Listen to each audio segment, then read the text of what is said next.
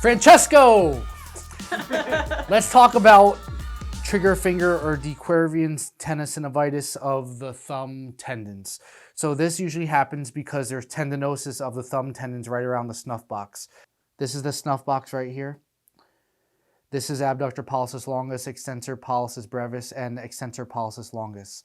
These extensor pollicis brevis, so she's staying like this. This tissue is contracted, this tissue is not. Brevis comes to about right here, and it goes down to this tendon here. Longus is active all on this side of the thumb, and it goes this way,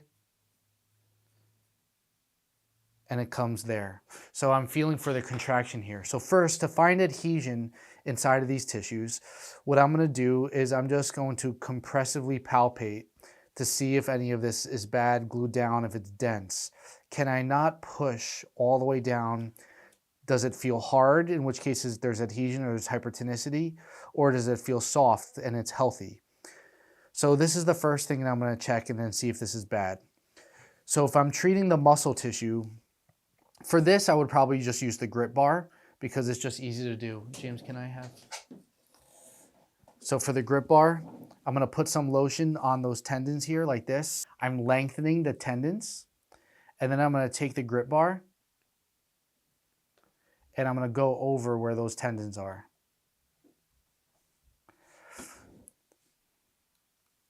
When I'm treating extensor pollicis brevis or abductor pollicis longus, then I'm also going to do some ulnar deviation to lengthen this more. And I'm getting some grit in her. She likes this. So that's how I would treat the degenerated tendons. If the tendons are torn, shockwave would be a better benefit. If you have a radial shockwave machine, I would use that. But I'm just going where I drew those lines and where I felt those tendons, and I'm getting all the grit out as it goes all the way into the thumb. Then, if there's adhesion in either of these muscles, flexion, if my palm is up, flexion is forward, extension is backwards behind the palm.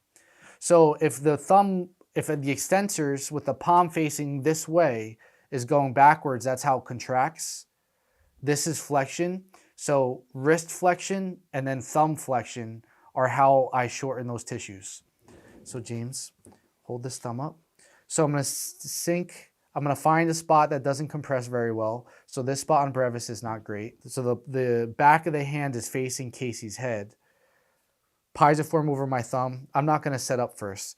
So here's my depth going straight down and in until I can't compress anymore. I'm going to back out slightly and I'm going to take my tension set towards where the origin is of extensor pollicis brevis.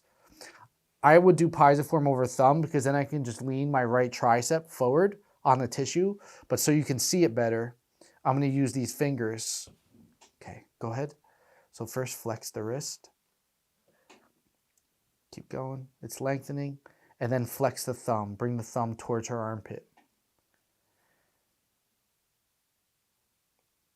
She's got moderate adhesion in there. She uses her thumbs a lot because she's treating patients all day. So that's how I will treat extensor pollicis brevis or longus.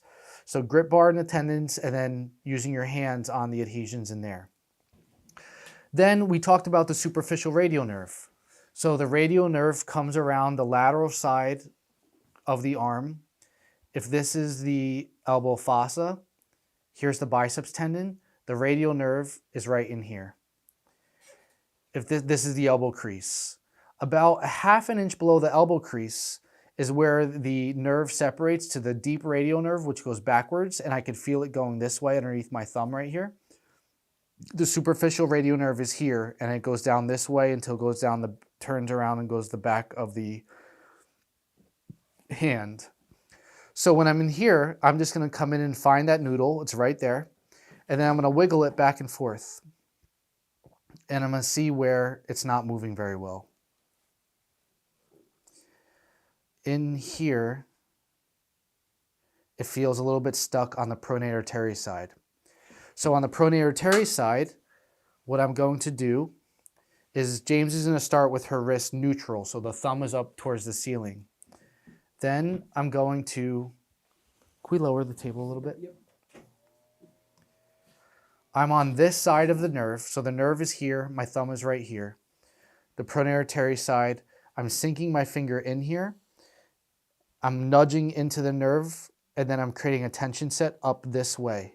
Into the nerve, but a little bit across it, so 178 degrees or so. And there's a lot of tension there. I'm not gonna use, normally I would use piezoform over thumbnail so that I can lean. So here's the nerve. The radial nerve is right there. The superficial radial nerve keeps coming down.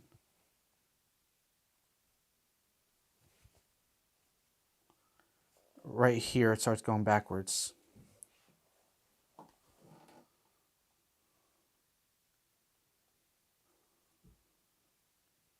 This way.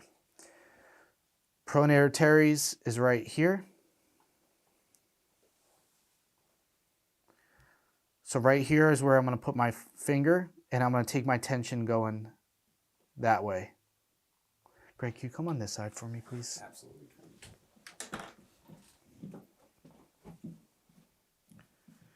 Here's the superficial radial nerve. Here's pronator teres. I'm going to put my finger here.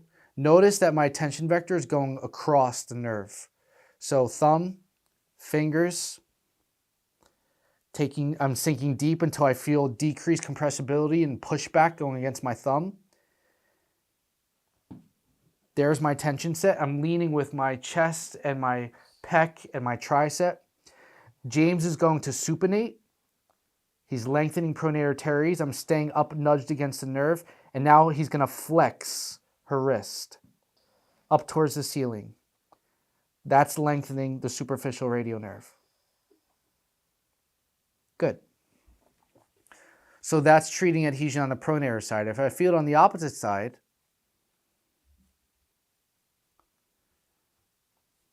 like where brachioradialis is, I'm going to sink my finger in here, feeling for spider webbing and pushback up against my finger.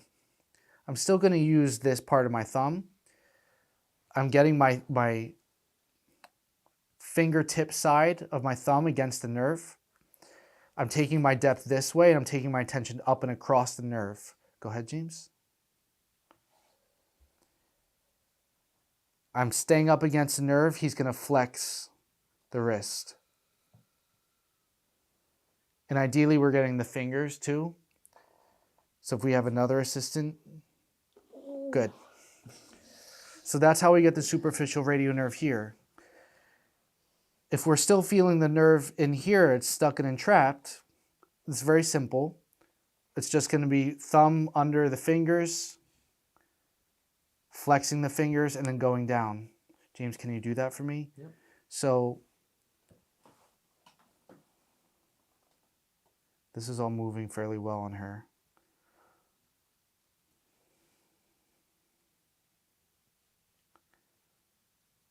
Okay, so here's a branch of the superficial radial nerve against the thumb.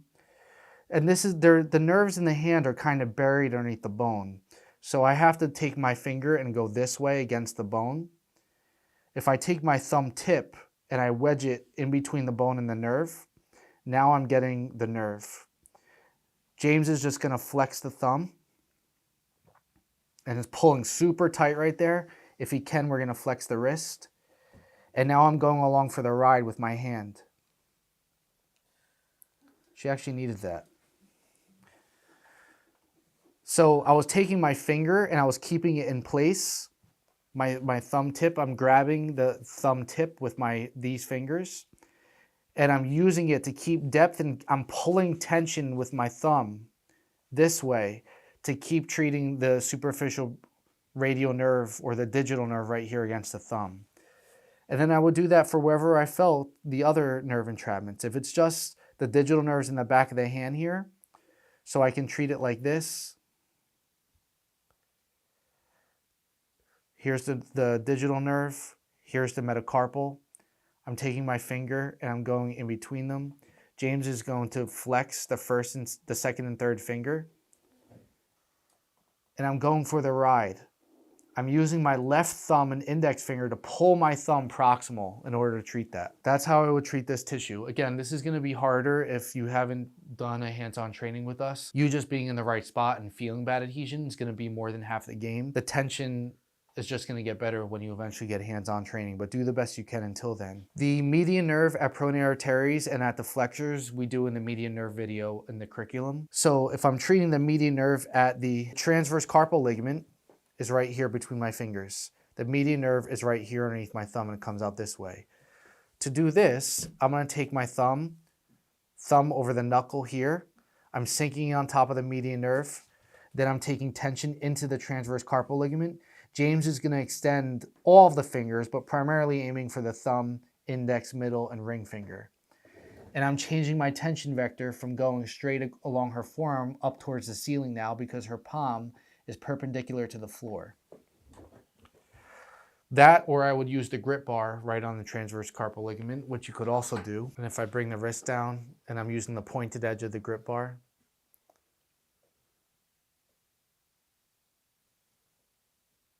and I'm not getting hardly any grit. Can you pull the fingers? Mm-hmm. You want to go perpendicular and parallel to the transverse carpal ligament fibers. Getting a little bit more grit there. I had better tension using my hand against the transverse carpal ligament at the distal portion of the median nerve there. The only other thing you want to check with the thumb, remember, if this is bad on the front, or if this is tendinotic in the back where the extensor tendons are, I'm going to want to check flexor pollicis brevis. How glued up and thick is that? But primarily, there's a branch of the median nerve that hugs flexor pollicis brevis. And it's typically bad right here where it branches off. In order to treat this, I'm going to pick the side that doesn't bow well. So she's worse bowing from the lateral to the medial. I'm going to stick my thumb in here, thumb over the knuckle. I'm creating tension towards the transverse carpal ligament, so I'm going this way. And now James is going to pull the thumb backwards towards Casey's head. Towards Casey's head, yeah. That's abduction. Good. So you're going to want to clear that. I bet you that this is bad for anybody who has these tendons bad, the transverse carpal ligament, but especially this first digital nerve hugging flexor pollicis brevis. You're going to want to clear out the flexors in here. And then also flexor pollicis longus, which is on this side of the forearm. So you compressively palpate, see if it's bad. And if it is bad, James is going to start with the wrist and thumb up. Pisiform over the thumb, right over flexor pollicis longus here. So just notice it's just medial to the superficial radial nerve. Pisiform over thumb. I'm taking tension up this way. Go ahead and bring the wrist back, and then you're going to bring the thumb all the way backwards into extension. And right now it's really starting to yank. And I'm going directly parallel to the superficial radial nerve. Good. And so that's flexor pollicis longus. But you're right, Francesco, the superficial radial nerve is likely entrapped here. And if there is flexor pollicis longus stuff, I bet you that clearing out the superficial radial nerve more often than not will allow flexor pollicis longus to have less load on it. So really do the best that you can in feeling those nerves, where they live, and putting tension on those tissues. Make sure that you look at the median nerve and radial nerve videos for upstream stuff on the sciatica specialist curriculum, and let me know how it goes. Go get them.